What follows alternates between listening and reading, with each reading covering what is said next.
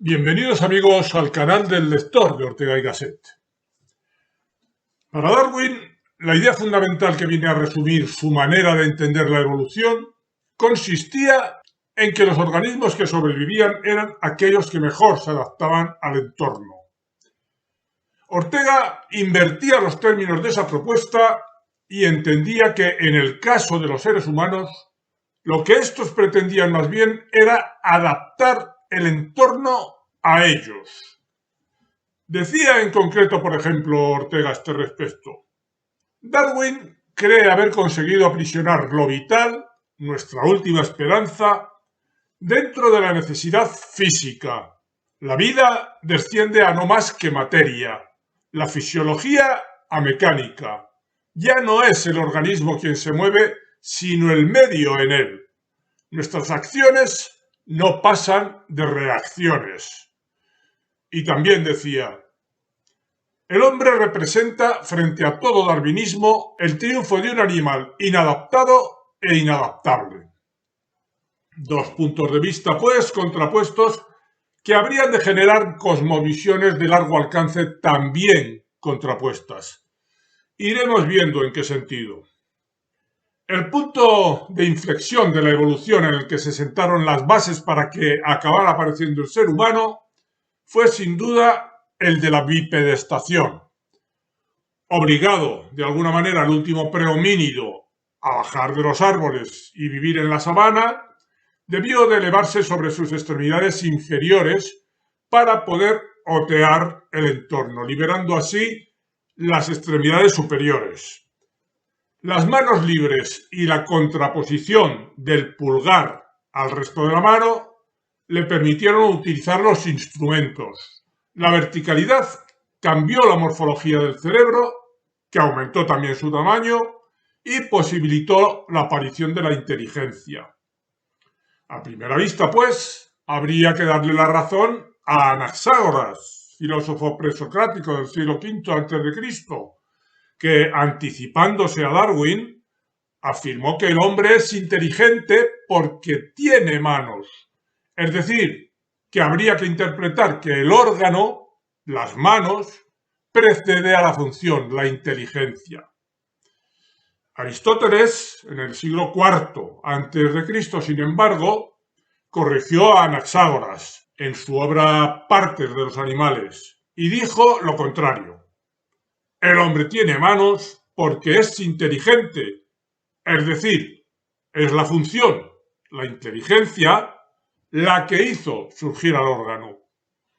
No estuvo lejos, sin embargo, Anaxágoras de una interpretación vitalista de lo que eran el hombre y el universo, pues afirmaba en realidad que el origen de todo estaba en lo que llamó el nous, que para él era la inteligencia, que en una acepción diferente de la que utilizamos nosotros, consistía en un fluido extremadamente sutil que se filtraba por entre los recovecos de la materia, a la que animaba y ordenaba con su movimiento. Pero centremos el asunto. ¿Fueron antes las manos o la inteligencia, la materia o ese fluido del que hablaba Anaxágoras? Y trasladándonos a los esquemas actuales, ¿fueron las manos y el organismo en general los que a través de un proceso adaptativo al entorno permitieron la aparición de la inteligencia, como propondría Darwin? ¿O fue algo interior a los organismos y no la mera adaptación al mundo exterior lo que en última instancia estaría detrás de la aparición de las manos y consecuentemente de la inteligencia? Tal vez necesitemos de algún nuevo concepto que introducir en esta disquisición que nos permita vislumbrar alternativas. Henri Bergson usó del término de aliento vital, algo anterior a la materia y asimilable al nous o inteligencia que decía Anaxágoras, y que se introduce en la materia animándola. También Ortega decía en un sentido semejante: cada uno de nosotros es ante todo una fuerza vital, es decir, una fuerza interior que antecede a los procesos adaptativos. El evolucionismo mecanicista de Darwin, sin embargo, parece que tiene cerrada la cuestión. Hasta que el prehomínido no bajó de los árboles y liberó las manos, no apareció la inteligencia. Es decir, hasta que no apareció el órgano, tampoco apareció la función.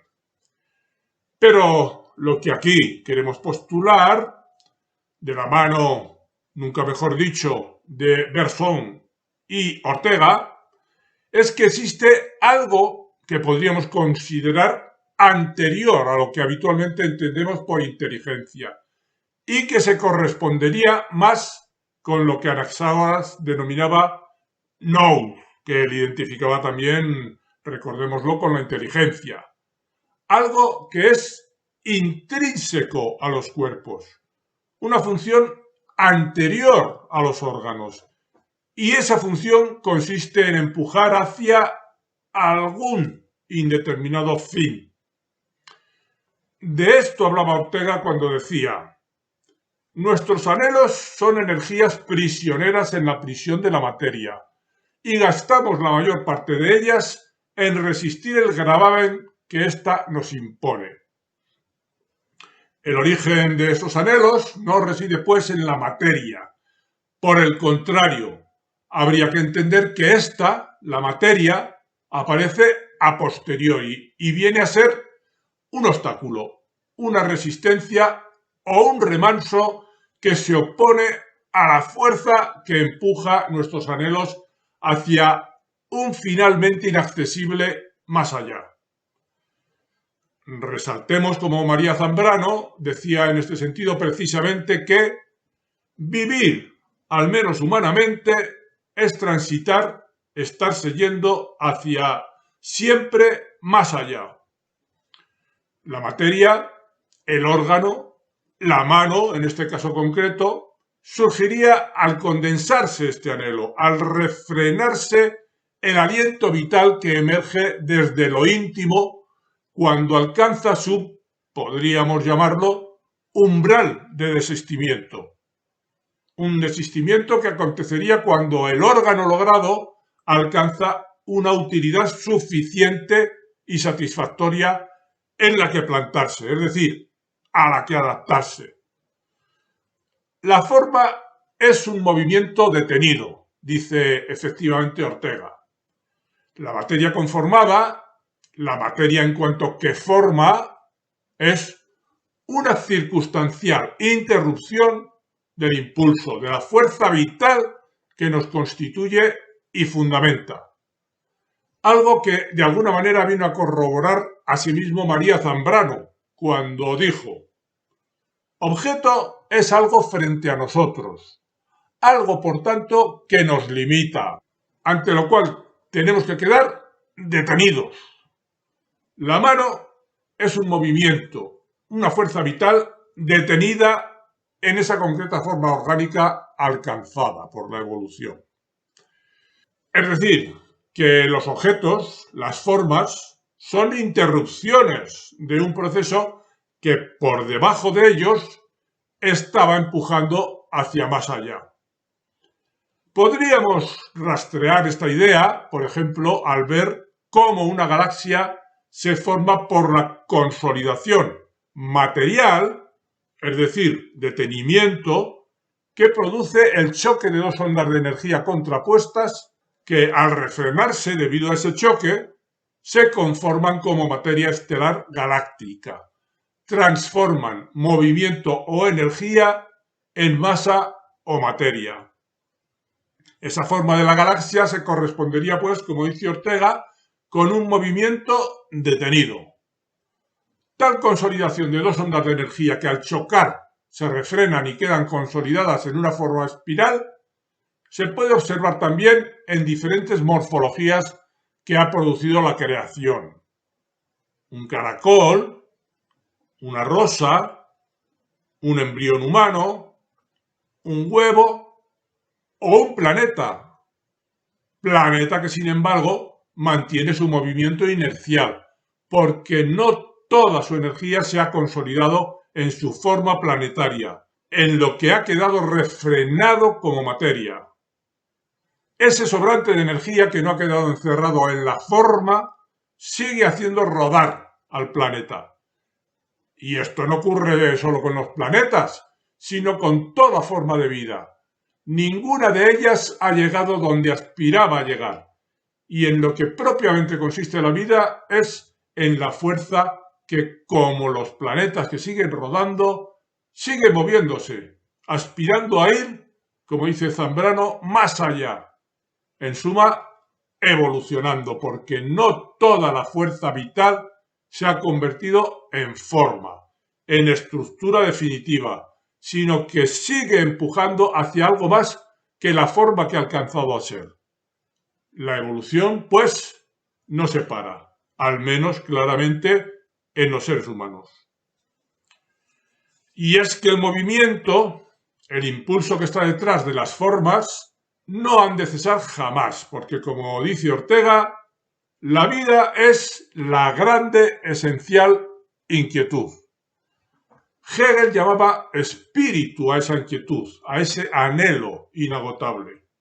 Decía, el espíritu es infinito movimiento, energía, actividad. El espíritu nunca cesa, nunca reposa, y es un movimiento que después de una cosa es arrastrado a otra, y la elabora, y en su labor se encuentra a sí mismo. Y a lo que íbamos, la mano es la forma, la materia, el punto de coyuntural desistimiento en el que se detiene el impulso, el aliento vital, el nous o inteligencia en el sentido de Anaxágoras, que sin embargo sigue empujando, evolucionando hacia mayores cotas de complejidad, que irán añadiéndose a medida que las circunstancias externas lo permitan. Lo superior, dice en este sentido precisamente Ortega, para realizarse en la historia tiene que esperar a que lo inferior le ofrezca holgura y ocasión.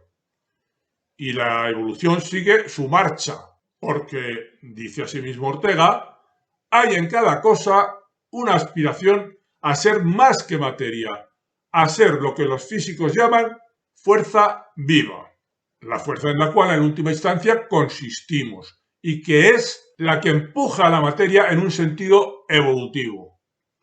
Y la materia, la carne, que los humanos también somos, resulta ser entonces la vestidura que al desistir de ir más allá, adquiere aquella fuerza vital que brota de nosotros.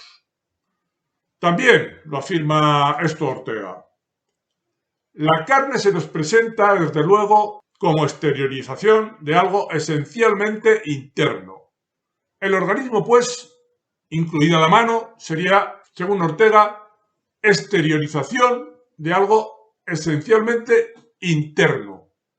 Y amplía la idea diciendo, el gesto, la forma de nuestro cuerpo, es la pantomima de nuestra alma. El hombre externo es el actor que representa al hombre interior. Las formas del mundo externo son, pues, la manera en que exteriormente se traduce nuestro impulso interior, o ampliando la fórmula, los modos en que pasa a consolidarse la fuerza vital que nos constituye, que interiormente somos. Este es un canal de divulgación de la filosofía y sus alrededores, especialmente la filosofía de Ortega y Gasset, el pensador en lengua española más importante habido hasta el día de hoy. Ayúdame en esta tarea divulgativa haciéndote suscriptor y dando al me gusta. Según se deduce de todo esto, la evolución es antes que nada, y en contra de lo que dice Darwin, el cauce que ha encontrado la necesidad de expresión, de salir al exterior, la fuerza vital o la energía que nos constituye a nosotros los hombres y al universo entero.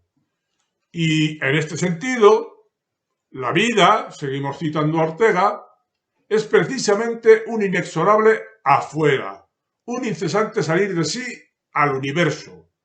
Es el hombre un dentro que tiene que convertirse en un fuera. La necesidad de salir al exterior no está primariamente subordinada, como Darwin propone, a su función adaptativa, la que lleva de fuera adentro, sino que antes que eso lo está a su función expresiva, la que va de dentro a fuera. El lenguaje, por ejemplo, fue interjección, gesto, llamada que brota de dentro a fuera antes de convertirse en vocablos significativos, en un medio de conceptualización y comprensión del mundo exterior, de recurso que va, por tanto, de fuera adentro. La emoción, lo que desde lo íntimo trata de expresarse, es anterior a la intelección, lo que nos permite acceder al significado de las cosas del mundo externo y forma el sustrato sobre el que ha de levantarse la intelección. La función significativa y adaptativa del lenguaje es, pues, distinta y sobrevenida respecto de su primordial función expresiva, lo que va de dentro a fuera. Sigamos apoyándonos para sostener esta idea en Ortega, que dice: lo significado en la significación o sentido del vocablo es siempre un objeto. Mesa, árbol, yo, 2 y 2 son 4. En cambio, lo expresado en la expresión es siempre lo subjetivo. Mi dolor, mi alegría, mi vanidad, mi bienestar, etc. Para averiguar si en efecto el que dice algo expresa su intimidad individual, su convicción, etc., es preciso desentenderse del significado de las palabras y fijarse en el tono de voz, en el acento emotivo con que son pronunciadas, en el resto de la fisonomía. En suma, es preciso atender a lo que el lenguaje tiene de gesto, de no significante, de inintelectual. Conste, pues, que significación y expresión son dos cosas, más aún que diferentes, opuestas. Es decir, que en la aparición del lenguaje, lo primario es la necesidad de salir de dentro afuera, de expresarse, antes que de subordinarse a la fuera, que es el significado objetivo del lenguaje. A la hora de engarzar ambas funciones, la emocional, más antigua y que brota de la intimidad, y la intelectual, posterior y que alude a significados objetivados, se producen inevitables desajustes. No todo lo que uno quiere expresar cabe en lo que se puede comunicar. No todo lo que brota de la emoción cabe en la intelección, en los conceptos que genera la función significativa del lenguaje. Y no todo nuestro dentro consigue acoplarse afuera, que nos espera en el mundo, o que ese mismo mundo nos impone. Del mismo modo que no toda la fuerza vital cabe en la forma en la que coyunturalmente se ha detenido. Entonces, esa parte del lenguaje, sigamos ciñéndonos al ejemplo del lenguaje, esa parte del lenguaje que pertenece a la expresión, la que nace de nuestras emociones, y que no conseguimos incorporar al lenguaje significativo, a su función intelectiva, queda secreta, incomprendida, inconsciente, inexpresada. La fuerza vital de Ortega, el aliento vital de Bergson, el poder impulsivo que nace en nuestras íntimas motivaciones, en nuestras emociones, queda entonces fuera del cauce que aporta la inteligencia, la captación de significados, las modalidades que permite o que impone el mundo exterior. Queda, pues, inconsciente. Y aquí empiezan, entre otras cosas, por arriba la creatividad y por abajo los problemas mentales. Pero esto lo dejamos para otro día.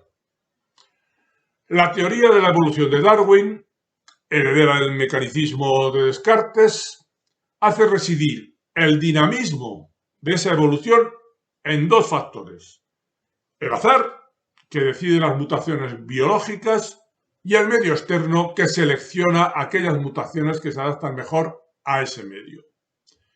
Según el paradigma que impusieron el mecanicismo cartesiano y el evolucionismo darwinista, no hay ningún factor interno al hombre que intervenga en los procesos biológicos.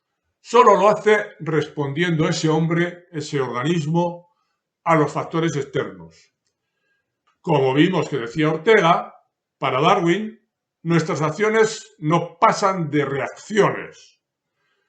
Mientras tanto, Ortega sostiene que es el alma, es decir, la fuerza vital que nos constituye, la que primariamente moldea el cuerpo. El alma esculpe el cuerpo, decía él concretamente. Y el mismo Ortega ampliaba la idea.